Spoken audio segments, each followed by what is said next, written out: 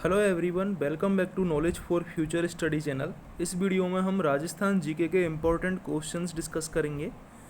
अगर आप चैनल पर नए हो तो चैनल को सब्सक्राइब और वीडियो को लाइक और शेयर ज़रूर करें।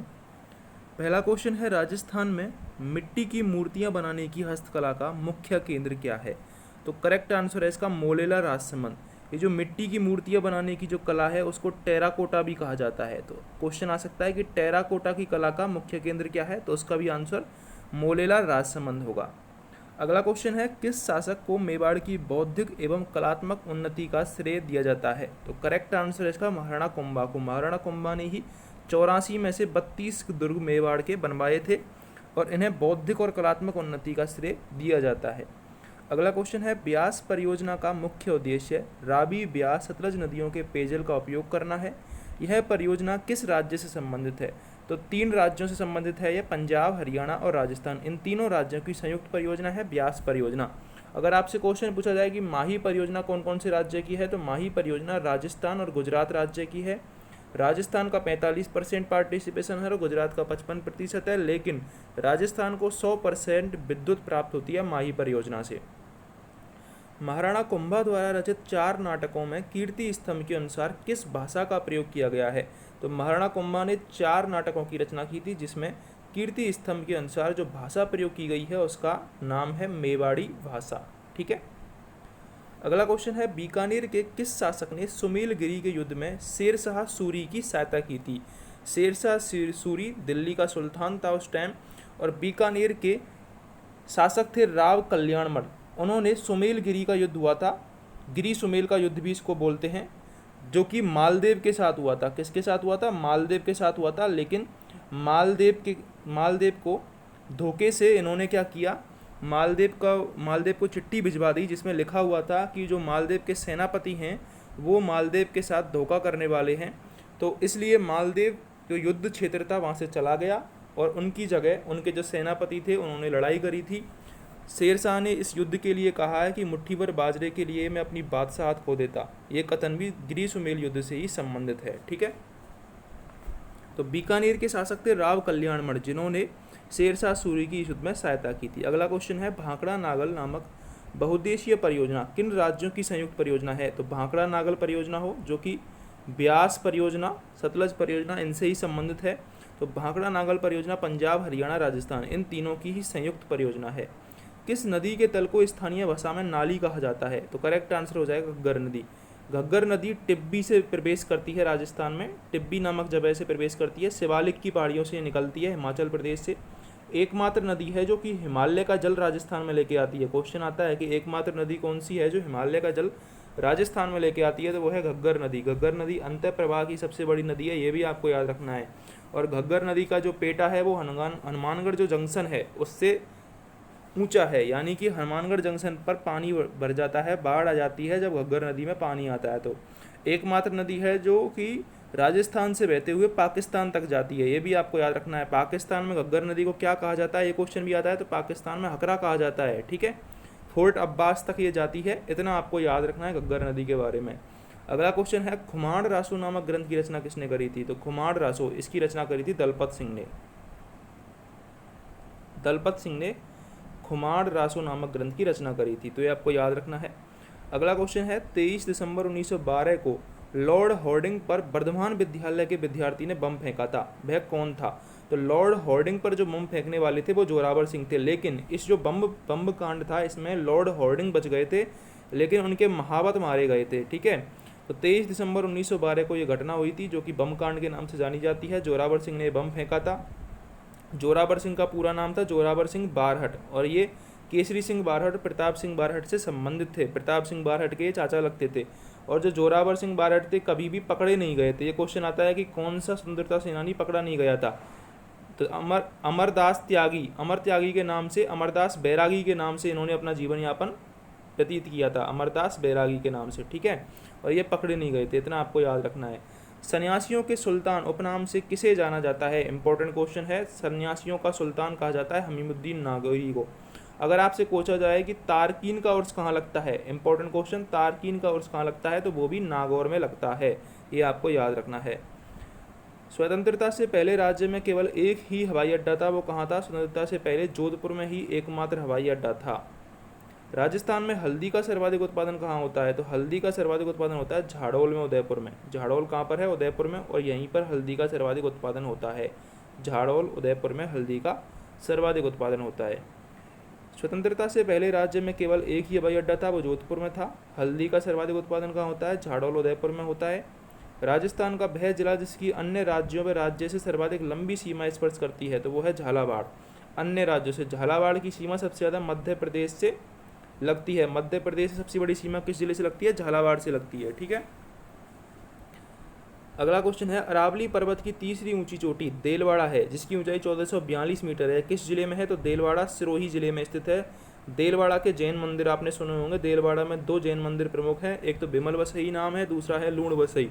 जो बिमल वसई मंदिर है वो ऋषभदेव जी का मंदिर है, आदिनाथ जी का मंदिर है, और जो लूण बसई मंदिर है वो नेमीनाथ जी का मंदिर है। जो लूण बसई मंदिर है उसको देवरानी जेठानी का मंदिर भी कहते हैं, ये भी आपको याद रखना है।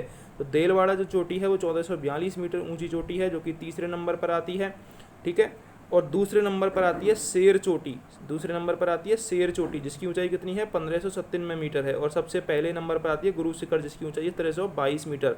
और यदि इसमें 5 मीटर का दत्तात्रेय जी का मंदिर जोड़ दें अगर हम, तो इसकी ऊंचाई हो जाती है 1727 मीटर। इतना आपको याद रखना है। ठीक है, राजस्थान का वह जिला जिसकी अन्य राज्यों से सर्वाधिक लंबी सीमा है, झालावाड़। ठीक है, देलवाड़ा चोटी सिरोही में स्थित है, ये आपको याद रखना है। अगला क्वेश्चन है, हल्दी घाटी के युद्ध को किस विद्वान ने खमनोर का युद्ध कहा है? इंपॉर्टेंट क्वेश्चन है ये। तो खमनोर का युद्ध कहा है अबुल फजल ने। ठीक है, क्वेश्चन ये भी आता है कि बनायूनी ने कहा, क्या कहा है? बनायूनी ने कौन सा युद्ध कहा है? हल्दी घाटी के युद्ध को। इसके अलावा ये भी आता है कि कर्नल जेम्स टोन ने हल्दी घाटी के युद्ध को किस नाम से जाना जाता है। ठीक है, ये भी आपको याद रखना है। बिनोटा क्या है? बिनोटा होता है दूल्हा दुल्हन के विवाह की जूतियाँ। अच्छा क्वेश्चन है, काफ़ी बार पूछा गया है, दूल्हा दुल्हन के विवाह की जूतियाँ। कमल से भरे सरोवर किसके चित्रकला शैली के विषय हैं? तो कमल से भरो सरोवर ये किशनगढ़ शैली की विशेषता है। किशनगढ़ शैली में बनी ठनी चित्र फेमस है। बनी ठनी चित्र फेमस है। ठीक है, बनी ठनी को मोनालिसा कहा जाता है। ठीक है, बनी ठनी को मोनालिसा कहा जाता है।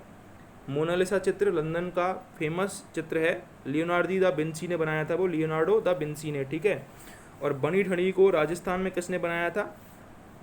याद रखना है आपको, नागरीदास और सावंत सिंह, ये 2 नाम आते हैं किशनगढ़ शैली के फेमस। और किशनगढ़ शैली की विशेषता है लंबी गर्दन और नुकीली नाक, ये किशनगढ़ शैली की विशेषता है। वे कौन से जिले हैं जहां अरावली पर्वत की श्रेणियां अत्यधिक सघन व उच्चता को लिए हुए हैं? तो करेक्ट आंसर हो जाएगा सिरोही, उदयपुर और राजसमंद। यहाँ अरावली पर्वत की श्रेणियां अत्यधिक सघन व ऊंची हैं। प्रोजेक्ट सरस्वती किससे संबंधित है? ONGC द्वारा 1000 करोड़ रुपए की लागत से जैसलमेर में मीठे भूमिगत जल स्रोत खोजने के लिए कुओं से संबंधित प्रोजेक्ट है, प्रोजेक्ट सरस्वती। आबू के प्रसिद्ध मंदिर लूण बसई और बिमल बसई, ये हैं जैन मंदिर। मैं पहले ही बता चुका हूँ, ये कहाँ पर हैं? देलवाड़ा में। ठीक है, लूण बसई और बिमल बसई। बिमल बसई ऋषभदेव से संबंधित है और लूण बसई नेमीनाथ जी से संबंधित है। धींगा गणगौर कहाँ की प्रसिद्ध है? तो धींगा गणगौर ये उदयपुर की प्रसिद्ध है, धींगा गणगौर। ठीक है, अगर आपसे पूछा जाए गुलाबी गणगौर कहाँ की प्रसिद्ध है? गुलाबी गणगौर, तो गुलाबी गणगौर नाथद्वारा की प्रसिद्ध है। ठीक है, इंपॉर्टेंट क्वेश्चन है, याद रखना है। धींगा गणगौर ये उदयपुर की है और गुलाबी गणगौर नाथद्वारा की प्रसिद्ध है। निजी क्षेत्र में स्थापित राजस्थान की पहली चीनी mill the Mewar sugar mill limited Bhopal Sagar, ये कब स्थापित हुई थी? यह 1932 में स्थापित हुई थी और पहली निजी चीनी मिल थी ये the Mewar sugar mill Bhopal Sagar में। जेम्स एंड ज्वेलरी के लिए विशेष आर्थिक क्षेत्र की स्थापना कहाँ पर की गई है? तो वो है सीतापुरा जयपुर में, जेम्स एंड ज्वेलरी के लिए। खारी नदी बनास नदी में देवली टोंक के निकट मिल जाती है, इस नदी का उद्गम स्रोत कहाँ पर है? तो खारी नदी बिजराल गांव के पहाड़ियों से निकलती है, जो कि देवगढ़ राजसमंद में है। और ये मिलती कहाँ पर है? खारी, बनास और डाई, ये तीनों मिल जाती हैं देवली जगह पर, देवली टोंक में। ठीक है, जहाँ पर बीसलपुर बांध यहाँ पर बनाया गया है, जो कि राजस्थान की सबसे बड़ी पेयजल परियोजना है। राजस्थान की वह कौन सी झील है जो ड्यूक ऑफ कनॉट से संबंधित है? तो करेक्ट आंसर हो जाएगा फतेह सागर झील। ये ड्यूक ऑफ कनॉट के द्वारा बनवाई गई थी, इसमें मॉडिफिकेशन करवाया गया था। बनवाई तो ये फतेह सिंह के द्वारा भी थी और उससे पहले भी राजा थे, उन्होंने इसका निर्माण चालू करवाया था। कुंभलगढ़ दुर्ग का निर्माण महाराणा कुंभा ने किस शिल्पी के निर्देशन में पूर्ण करवाया? शिल्पी मंडन के द्वारा पूर्ण करवाया गया था कुंभलगढ़ दुर्ग का निर्माण। राजस्थान में सर्वाधिक वर्षा किस पर्वत के निकटवर्ती क्षेत्रों में लगभग 150 सेमी तक होती है? तो वो है आबू पर्वत के समीपस्थ। किस राजपूत मनसबदार को अकबर ने फरजंद की उपाधि प्रदान की थी? इंपॉर्टेंट क्वेश्चन है, पूछा जाता है। तो अकबर ने फरजंद की उपाधि मान सिंह को प्रदान की थी। राणा सांगा ने किस युद्ध में बाबर की सेना को हराया था? बयाना के युद्ध में राणा सांगा ने बाबर की सेना को हरा दिया था और खानवा के युद्ध में वो बाबर की सेना से हार गया था। किस प्राचीन सभ्यता को ताम्रवती नाम से जाना जाता है? तो आहड़ उदयपुर को ताम्रवती के नाम से जाना जाता है। राजस्थान में 1964 में वनस्पति घी का पहला कारखाना कहाँ खोला गया? ध्यातव्य है कि वनस्पति घी के लिए मूंगफली और बिनोले का तेल प्रमुख कच्चा माल है। तो वनस्पति तेल का जो प्रमुख कारखाना है वो पहली बार भीलवाड़ा में खोला गया था। ठीक है, कब खोला गया था? 1964 में। उदयपुर के उत्तर पश्चिम में कुंभलगढ़ और गोगुंदा के बीच एक पठारी क्षेत्र है जिसे क्या कहा जाता है? इंपॉर्टेंट क्वेश्चन है। तो गोगुंदा और कुंभलगढ़ इनके बीच में जो पठारी क्षेत्र है उसको बोराट का पठार कहा जाता है। लेकिन अगर क्वेश्चन आ जाए कि जयसमंद झील के पूर्वी भाग में कौन सा पठारी क्षेत्र स्थित है तो उसको लासड़िया का पठार बोला जाता है। ये भी आपको याद रखना है। जब सरकार की आमदनी उसके खर्चों से कम होती है तो सरकार को उस अंतर को पूरा करने के लिए पब्लिक से उधार लेना पड़ता है। उसे क्या कहा जाता है? उसे राजकोषीय घाटा कहा जाता है। गणेश्वर सभ्यता का संबंध कांतली नदी से है। कांतली नदी कहाँ से निकलती है? कांतली नदी खंडेला से निकलती है और खत्म कहाँ पर होती है? मंडेला। खंडेला और मंडेला दो जगह याद रखनी है आपको। खंडेला से निकलती है, सीकर में है खंडेला। गणेश्वर सभ्यता का संबंध कांतली नदी से है। सर टॉमस रो ने अपना परिचय मुगल सम्राट जहांगीर को किस स्थान पर दिया था? तो मैगजीन दुर्ग अजमेर में सर टॉमस रे ने मुगल सम्राट जहांगीर को अपना परिचय दिया था।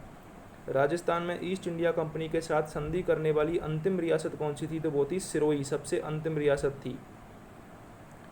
उत्तर भारत का प्रथम डीएपी खाद कारखाना राजस्थान में कहाँ पर है? तो वो कपासन चित्तौड़गढ़ इसका करेक्ट आंसर हो जाएगा। प्रथम डीएपी खाद कारखाना। कानपुरा, सीसारामगढ़, झामरकोटड़ा आदि स्थल किस खनिज के लिए है? झामरकोटड़ा खान मुख्यतः रॉक फॉस्फेट के लिए फेमस है। तो आपको याद रखना है कानपुरा, सीसाराम, झामरकोटड़ा ये रॉक फॉस्फेट के लिए प्रसिद्ध हैं। मारवाड़ के किस राठौड़ शासक ने मुगलों की अधीनता स्वीकार नहीं की थी? रावचंद्र सेन। रावचंद्र सेन को महाराणा प्रताप का अग्रगामी कहा जाता है। महाराणा प्रताप का अग्रगामी और भूला बिसरा राजा। ठीक है, तो रावचंद्र सेन मुगलों की अधीनता स्वीकार नहीं करी थी, मारवाड़ के थे ये। बिजौलिया किसान आंदोलन में किस जाति के किसान सर्वाधिक संख्या में थे? धाकड़ जाति के किसान सर्वाधिक संख्या थे। 44 वर्षों तक चलने वाला राजस्थान का सबसे लंबा किसान आंदोलन है ये। विजय सिंह पथिक इसके फेमस नायक रहे हैं। राज्य की 2013-14 की वार्षिक बजट योजना अब तक की सभी वार्षिक योजनाओं में सबसे बड़ी है। इसका आकार कितना है? 40,500 करोड़ रुपए का। राजस्थान की पहली बाघ परियोजना कौन सी थी? रणथंभौर बाघ परियोजना राजस्थान की पहली बाघ परियोजना थी। और चौथी कौन सी है? चौथी परियोजना है रामगढ़ बिस्दारी परियोजना। ठीक है, ये भी आपको याद रखना है। चौथा टाइगर प्रोजेक्ट है रामगढ़ बिस्दारी परियोजना। चारवेद कला जो कि राजस्थान की प्रसिद्ध लोक गायन शैली है, ये कहाँ की प्रसिद्ध है? चारवेद कला टोंक की फेमस है। चारवेद कला टोंक की फेमस है, याद रखना है। राजस्थान के वह लोक देवता जिसने महमूद गजनबी से युद्ध किया था तो वो थे गोगा जी। गोगा जी ने युद्ध किया था महमूद गजनबी से। महमूद गजनबी ने ही गोगा जी को किस नाम से जाना जाता है? जाहर पीर। महमूद गजनबी ने ही नाम दिया था गोगा जी को जाहर पीर। केंद्र शासित प्रदेश अजमेर मेरवाड़ का राजस्थान में विलय कब हुआ? तो 1956 में केंद्र शासित प्रदेश अजमेर मेरवाड़ का राजस्थान में विलय हुआ था। उस टाइम जो अजमेर के मंत्री थे वो थे हरिभाऊ उपाध्याय। राजसमंद झील का निर्माण 1662 ईस्वी में मेवाड़ के किस राणा के द्वारा करवाया गया था? राजसमंद, राज सिंह। राजसमंद का निर्माण राज सिंह के द्वारा करवाया गया था। यहीं पर राज सिंह प्रशस्ति भी मौजूद है राजसमंद झील पर ही। जयसमंद झील किस जिले में स्थित है? जयसमंद झील उदयपुर में है। और जयसमंद झील के जो पूर्व में जो पठार है उसका नाम है लासड़िया पठार, जो कि मैं आपको पहले भी बता चुका हूँ। राजस्थान में त्योहारों का आगमन किस त्योहार से होता है? श्रावणी तीज। श्रावणी तीज छोटी तीज को कहा जाता है, जैसे उजली तीज भी कहते हैं। अगर आपसे क्वेश्चन पूछ लिया जाए कजली तीज और बड़ी तीज कब मनाई जाती है, तो कजली तीज और बड़ी तीज मनाई जाती है भाद्रपद माह में। भाद्रपद की कृष्ण तृतीया को मनाई जाती है कजली तीज, जो कि बूंदी की फेमस है। और श्रावणी तीज मनाई जाती है शुक्ल तृतीया को। दोनों में अंतर याद रखना है। श्रावणी तीज सावन में मनाई जाती है शुक्ल तीज को, और जो कजली तीज है वो बूंदी का फेमस है, और जो कि भाद्रपद कृष्ण तृतीया को मनाई जाती है। और श्रावणी तीज ये जयपुर की फेमस है, ये भी आपको याद रखना है। त्योहारों का आगमन श्रावणी तीज से होता है, लेकिन अगर अंत पूछा जाए तो त्योहारों का अंत होता है गणगौर त्योहार से, ये भी आपको याद रखना है।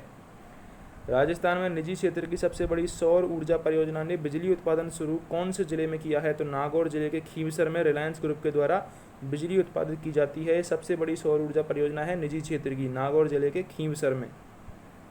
तो अगर आपको ये क्वेश्चन हेल्पफुल लगे हों तो चैनल को सब्सक्राइब और वीडियो को लाइक और शेयर जरूर करें।